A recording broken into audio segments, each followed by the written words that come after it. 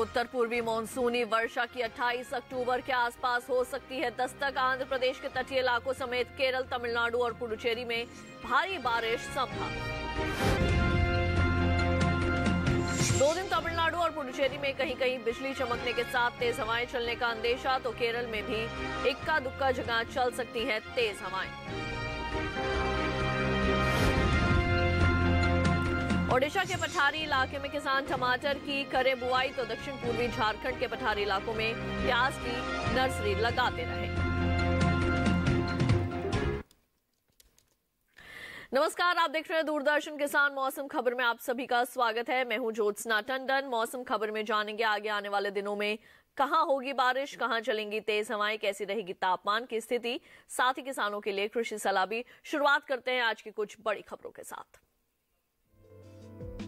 दक्षिण पश्चिम मानसून के पूरे देश से 28 अक्टूबर के आसपास वापसी की संभावना। उत्तर पूर्वी मानसूनी वर्षा की 28 अक्टूबर के आसपास हो सकती है दस्तक। आंध्र प्रदेश के तटीय इलाकों समेत तमिलनाडु और पुडुचेरी में भारी बारिश के आसार। केरल और कर्नाटक में 28 अक्टूबर के आसपास खूब बरसेंगे बादल। मंगलवार और बुधवार को तमिलनाडु में कहीं कहीं तेज बरसात के आसार।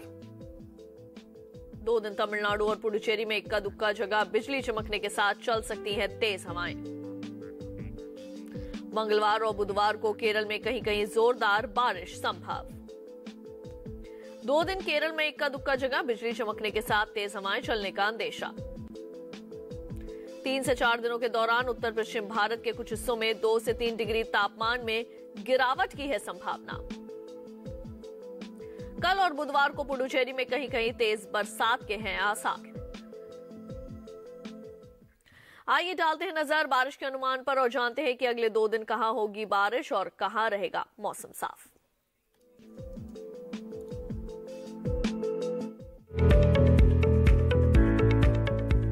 मौसम के हाल में सबसे पहले बात करते हैं उत्तर भारत के पहाड़ी इलाकों की। मंगलवार और बुधवार को जम्मू कश्मीर और लद्दाख में बारिश का अंदेशा नहीं है। साथ ही अगले 2 दिन हिमाचल प्रदेश और उत्तराखंड में भी बरसात का अनुमान नहीं है। साथ ही मंगलवार और बुधवार को पंजाब, हरियाणा और दिल्ली में बारिश की संभावना नहीं है। अगले 2 दिन पूर्वी और पश्चिमी उत्तर प्रदेश में भी आसमान साफ रहने का अनुमान है।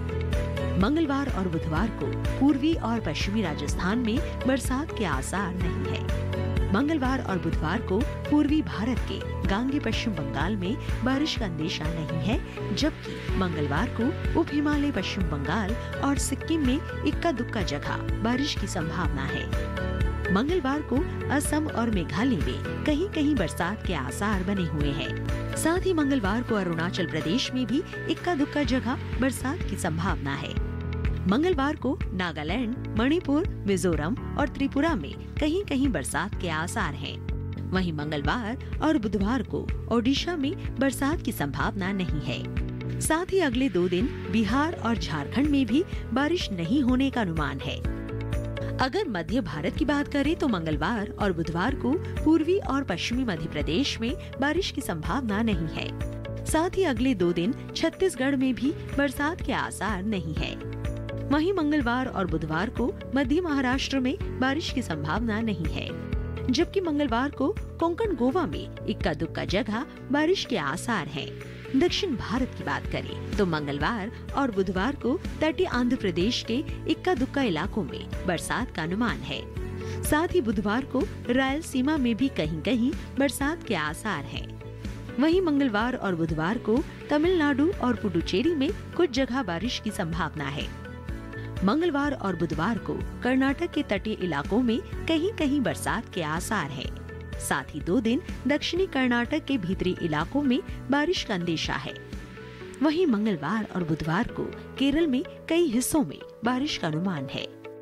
मंगलवार और बुधवार को अंडमान और निकोबार द्वीप समूह के कई हिस्सों में बरसात के आसार हैं।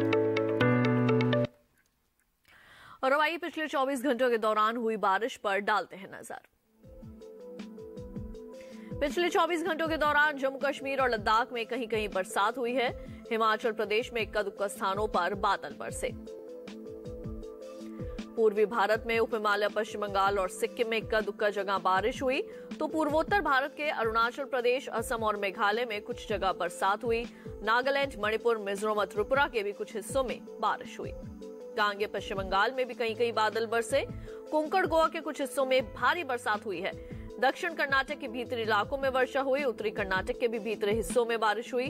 तमिलनाडु और पुडुचेरी में भी कहीं कहीं बरसात देखी गई, तो मध्य महाराष्ट्र में भी बादल बरसे और अंडमान निकोबार द्वीप समूह के भी कई इलाकों में बारिश हुई। अब आइए जानते हैं कि देश के किस हिस्से में कैसा रहा तापमान का हाल। उत्तराखंड में कुछ जगह अधिकतम तापमान सामान्य के मुकाबले 3 से 5 डिग्री अधिक रहा। पूर्वी मध्य प्रदेश के कुछ हिस्सों में अधिकतम तापमान 3 से 5 डिग्री ज्यादा मापा गया। हिमाचल प्रदेश में भी कहीं कहीं तापमान में 3 से 5 डिग्री की वृद्धि हुई है। तमिलनाडु और पुडुचेरी में भी इक्का दुक्का जगह तापमान 3 से 5 डिग्री ऊपर ही रहा।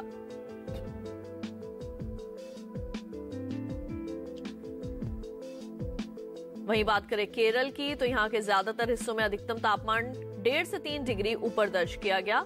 रायलसीमा में भी इसी तरह का तापमान रहा, यानी कि यहाँ भी तापमान में 1.5 से 3 डिग्री का इजाफा हुआ है। पंजाब, हरियाणा और दिल्ली में भी कुछ जगह तापमान 1.5 से 3 डिग्री अधिक दर्ज किया गया,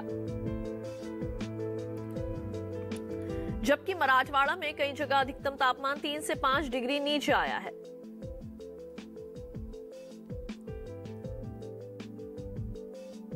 वहीं कर्नाटक के तटीय इलाकों में अधिकतम तापमान सामान्य के मुकाबले 1.5 से 3 डिग्री कम दर्ज किया गया।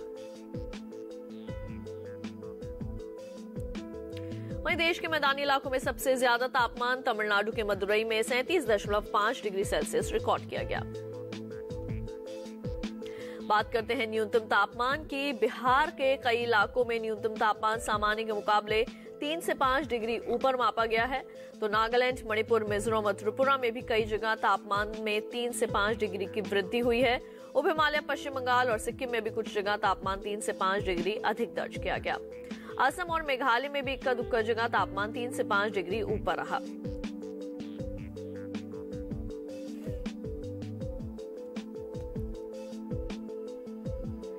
गुजरात में कुछ जगह न्यूनतम तापमान 1.5 से 3 डिग्री ऊपर रहा, जबकि जम्मू कश्मीर और लद्दाख में कुछ जगह तापमान में 3 से 5 डिग्री तक की कमी आई है। वहीं बात करें पश्चिमी उत्तर प्रदेश की, तो यहां भी कुछ जगह तापमान 1.5 से 3 डिग्री कम आया है।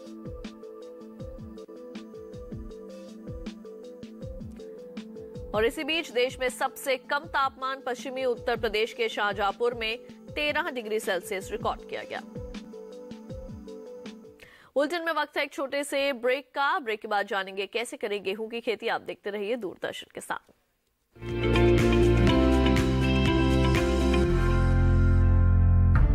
विपदा कोई भी हो, पर किसान है सुरक्षित। AIC है ना। भारत सरकार द्वारा स्थापित फसल बीमा विशेषज्ञ कंपनी। बीमारियों से कैसे बचेगी फसल? मवेशियों की मुश्किलों का क्या है हल? कहां से लाएं बीज, कितनी लगेगी खाद? किसानों के हर फोन का विशेषज्ञ देंगे जवाब। देखिए हेलो किसान लाइव सोमवार से शुक्रवार शाम 6 बजे।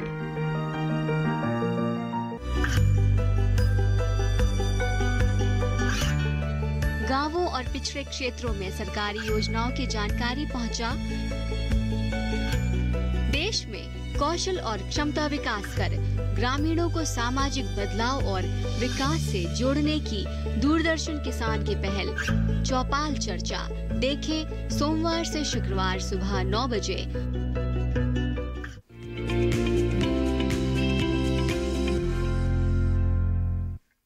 ब्रेक के बाद एक बार फिर आप सभी का स्वागत है मौसम खबर में। आइए बुलेटिन में बढ़ते हैं आगे। नई फसलों की बुवाई या रुपाई के लिहाज से ये समय अच्छा है। फिलहाल ओडिशा, बिहार और झारखंड में किसान इस समय कौन सी फसलों की बुवाई या रुपाई करें, आइए जानते हैं विशेषज्ञों की सलाह पर आधारित इस खास रिपोर्ट में।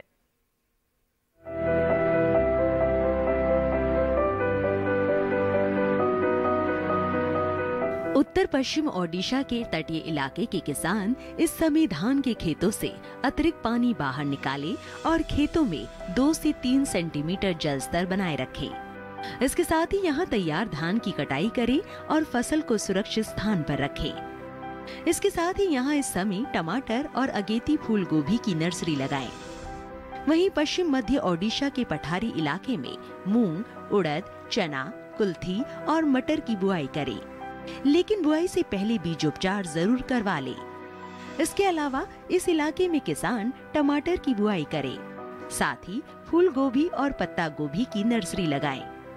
ओडिशा के पूर्वी घाट इलाके के किसान इस समय मूंग और उड़द की बुआई कर सकते हैं।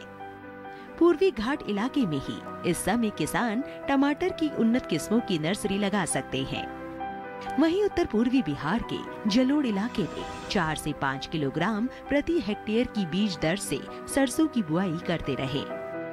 उत्तर पूर्वी जलोढ़ इलाके में ही 4 से 5 किलोग्राम प्रति हेक्टेयर की बीज दर से मूली की बुआई भी जारी रखें। इस इलाके में इस समय मौसम शुष्क रहने की उम्मीद है। ऐसे में यहाँ के किसान तैयार धान की कटाई कर ले। दक्षिणी बिहार के जलोढ़ इलाके में कम अवधि वाली तोरिया यानी लाही, अगेती आलू और सूरजमुखी की बुआई शुरू करें। इसके साथ ही यहाँ किसान सब्जियों की बुआई भी कर सकते हैं। दक्षिणी बिहार में ही सरसों, गेहूं, मूंगफली और दलहनी फसलों के लिए खेत तैयार करें। वहीं दक्षिण पूर्वी झारखंड के पठारी इलाकों में तोरिया और काबुली चने की बुआई जारी रखें। इसके साथ ही यहाँ प्याज की नर्सरी लगाते रहें। इसके साथ ही यहाँ फूल गोभी और पत्ता गोभी की मध्यम अगेती और पछेती किस्मों की बुआई करते रहें। झारखंड के मध्य और उत्तर पूर्वी इलाके में तोरिया और पीली सरसों की बुआई के लिए खेत तैयार करें। यहीं चना, मसूर और अलसी की बुआई जारी रखें। झारखंड के मध्य और उत्तर पूर्वी इलाके में टमाटर, पत्ता गोभी और फूल गोभी की बुआई करें। साथ ही यहाँ के किसान इस समय फ्रेंच बीन, मटर और आलू भी लगा सकते हैं। तो अभी आपने जाना कि किसानों को कौन कौन से कृषि कार्य करने हैं। आइए बढ़ते हैं आगे और आज की फसल में हम बात करेंगे गेहूं की। गेहूं एक प्रमुख रबी फसल है और भारत में केरल, मणिपुर और नागालैंड को छोड़कर सभी राज्यों में इसकी खेती की जाती है। विश्व में सबसे ज्यादा क्षेत्रफल में गेहूं की खेती भारत में ही होती है, जबकि उपज के मामले में भारत चीन के बाद दूसरे नंबर पर है। इसकी उपज लगातार बढ़ रही है और ये वृद्धि गेहूं की उन्नत किस्मों और वैज्ञानिक विधियों से हो रही है।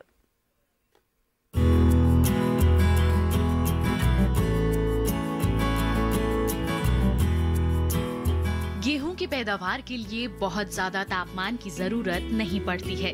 सूखा या जलवायु परिवर्तन इसकी पैदावार को काफी प्रभावित करते हैं।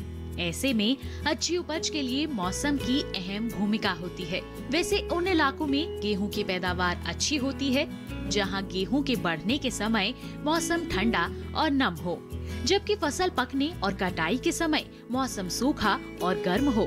इसके बीज के अंकुरण के लिए 20 से 25 डिग्री सेल्सियस तापमान अच्छा माना जाता है, जबकि इसकी उपज के लिए 100 सेंटीमीटर से कम और 75 सेंटीमीटर से ज्यादा वर्षा की जरूरत पड़ती है। यही वजह है कि गेहूं की बुआई अक्टूबर से लेकर दिसंबर तक की जाती है। गेहूं की बुआई से पहले किसानों को कुछ बातों को ध्यान में रखना चाहिए कि जिन बीजों की वो बुआई करें वो बीज साफ, स्वस्थ और प्रमाणित हो। जहां तक सवाल मिट्टी का है तो गेहूं की खेती कई तरह की मिट्टी में की जा सकती है, लेकिन दोमट मिट्टी इसके लिए सबसे अच्छी मानी जाती है। प्रजाति का चयन क्षेत्रीय अनुकूलता और समय विशेष के अनुसार करें। इसके अलावा मिट्टी के परीक्षण के बाद सही समय पर सही विधि से संतुलित मात्रा में उर्वरकों का इस्तेमाल करें तो किसान अच्छी पैदावार ले सकते हैं। अगर गेहूं की बुआई सीड ड्रिल से की जाए तो इससे उर्वरक और बीज की बचत की जा सकती है। असिंचित गेहूं की बुआई का समय 15 अक्टूबर से 31 अक्टूबर है। हालांकि इस अवधि में बुआई तभी संभव है जब सितंबर माह में पर्याप्त वर्षा हो चुकी हो। इससे भूमि में जरूरी नमी बनी रहती है। सिंचित गेहूं के लिए नवंबर का पहला पखवाड़ा सही होता है। इसमें बीज को 2 से 3 सेंटीमीटर की गहराई में बोना चाहिए, जिससे अंकुरण के लिए पर्याप्त नमी मिलती रहे।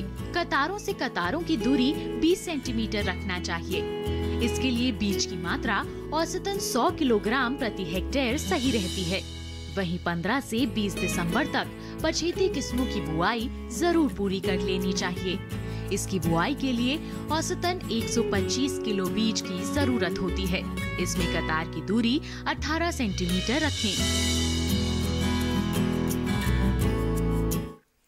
और अब आइए बढ़ते हैं आगे, आपको मौसम के अनुसार खेती की कुछ खास बातें बता दें। सौराष्ट्र और कच्छ में लहसुन, काबुली चना, आलू और जीरा बोएं। सौराष्ट्र और कच्छ में मूंग, उड़द, तिल और सोयाबीन की कटाई करें किसान। सौराष्ट्र और कच्छ में ही मूंगफली की खुदाई का काम पूरा करें। सौराष्ट्र और कच्छ में तैयार शरीफा और अनार की तुड़ाई भी कर लें। उत्तरी गुजरात में सरसों, सौंफ और चने की बुआई के लिए खेत को तैयार करें। उत्तरी गुजरात में जब तापमान 33 डिग्री से कम हो तो सरसों की बुवाई करें। उत्तरी गुजरात में ही मक्का, मूंग, तिल और बाजरे की कटाई करें। मध्य गुजरात में केले के बागों और बैंगन में जरूरत के अनुसार सिंचाई करें। मध्य गुजरात में तैयार फलों के अलावा मिर्च और बैंगन की तुड़ाई जारी रखें। मौसम खबर में वक्त हो चला है एक और छोटे से ब्रेक का। आगे डालेंगे नजर खेती और मौसम से जुड़ी कुछ और खास खबरों पर। बने रहिए दूरदर्शन किसान के साथ।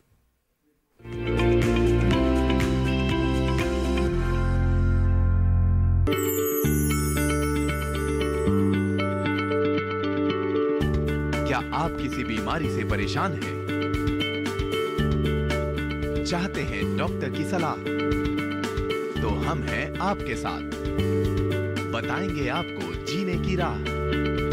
समस्याएं आपकी, समाधान देश के मशहूर विशेषज्ञों के। घर बैठे बात करें देश के जाने माने डॉक्टरों से।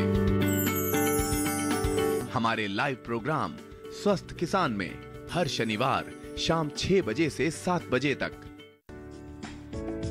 ये कामयाबी है अन्नदाता की। ये कहानी है खेत और खलिहानों की। कैसे करें अपने पशुओं की देखभाल, जानिए गांव-गांव के किसानों का हाल।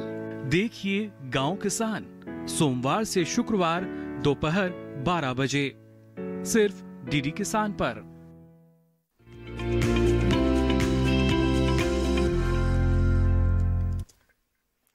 ब्रेक के बाद एक बार फिर आप सभी का स्वागत है मौसम खबर में। आइए बुलेटिन में बढ़ते हैं आगे, आपको मौसम के लिहाज से खेती की कुछ और विशेष बातें बता दें। पूर्वी राजस्थान में चना, सरसों, तारामीरा, मटर और मूली की बुवाई करें। राजस्थान के मैदानी इलाकों में मेड़ों पर मूली, पालक और चौलाई बोएं। राजस्थान के उत्तर पश्चिमी मैदानी इलाकों में सरसों, चना और जौ लगाएं। राजस्थान के उत्तर पश्चिमी मैदानी इलाके में कपास की चुनाई शुरू करें। दक्षिण पूर्वी राजस्थान में खरीफ फसलों की कटाई का काम पूरा कर ले किसान। दक्षिण पूर्वी राजस्थान में चने की बुआई के लिए खेत को तैयार करें। चने में GNG 146, RSG 44, 888, 902 और 895 जैसी किस्में लगाएं। दक्षिण पूर्वी राजस्थान में अगेती सरसों की बुआई का काम पूरा करें। बुलेटिन में एक नजर डाल लेते हैं मौसम की कुछ और अहम झलकियों पर। दक्षिण पश्चिम मॉनसून के पूरे देश से 28 अक्टूबर के आसपास वापसी की संभावना। उत्तर पूर्वी मॉनसूनी वर्षा की 28 अक्टूबर के आसपास हो सकती है दस्तक। आंध्र प्रदेश के तटीय इलाकों समेत तमिलनाडु और पुडुचेरी में भारी बारिश संभव। केरल और कर्नाटक में 28 अक्टूबर के आसपास खूब बरसेंगे बादल। मंगलवार और बुधवार को तमिलनाडु में कहीं कहीं तेज बरसात के हैं आसार। 2 दिन तमिलनाडु और पुडुचेरी में इक्का दुक्का जगह बिजली चमकने के साथ तेज हवाएं संभव। मंगलवार और बुधवार को केरल में कहीं कहीं जोरदार बारिश का है अनुमान। 2 दिन केरल में इक्का दुक्का जगह बिजली चमकने के साथ तेज हवाएं चलने का अंदेशा। 3 से 4 दिनों के दौरान उत्तर पश्चिम भारत के कुछ हिस्सों में 2 से 3 डिग्री तापमान में गिरावट की संभावना। कल और बुधवार को पुडुचेरी में कहीं कहीं तेज बरसात के हैं आसार। चलते चलते एक नजर अगले 4 दिनों के लिए 9 शहरों के तापमान पर।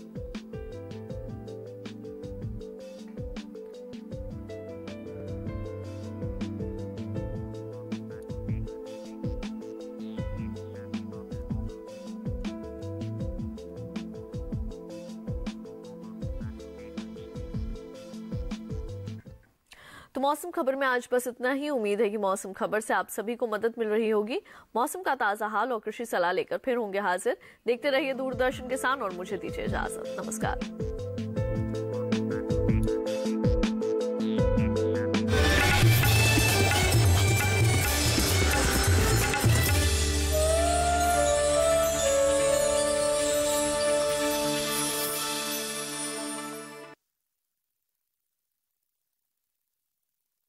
Insurance company of India limited, संपन्न भारत की पहचान, बीमित फसल, खुशहाल किसान। नमस्कार, मैं हूं आपके साथ श्वेता श्रीवास्तव और आज मैं आपको लेकर चलूंगी भारत के मसालों की चटपटी दुनिया में। ये वो दुनिया है जिसने सदियों से या यूं कहें सदा से विश्व की कई संस्कृतियों को अपनी ओर खींचा है।